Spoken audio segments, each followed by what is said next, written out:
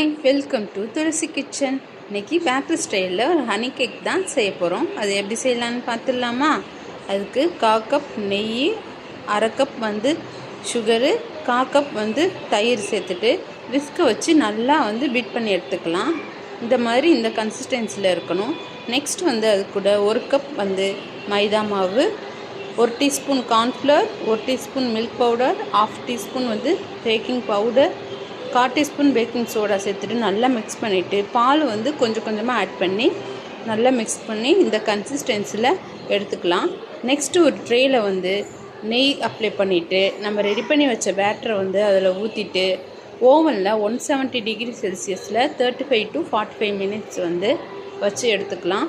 Oven இல்லாட்டினா ஒரு அதிகமான கடாயில் உப்பு போட்டு அதுக்கு மேலே ஸ்டாண்டு வச்சுட்டு ஒரு மீடியம் ஃப்ளேமில் 35 to 45 மினிட்ஸ் வச்சு எடுத்துக்கோங்க.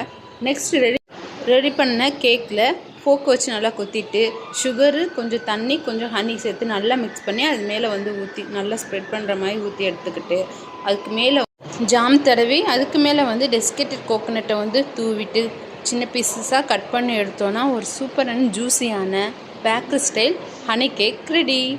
ரொம்பவே நல்லாயிருக்கு டேஸ்ட்டு. கண்டிப்பாக ட்ரை பண்ணி பாருங்கள். இந்த ரெசிபி உங்களுக்கு பிடிச்சிருந்தா நீங்களும் செஞ்சு பார்த்துட்டு சாப்பிட்டு பாருங்கள். நெக்ஸ்ட் ஒரு ரெசிபியோடு சந்திக்கிறேன். பாய்.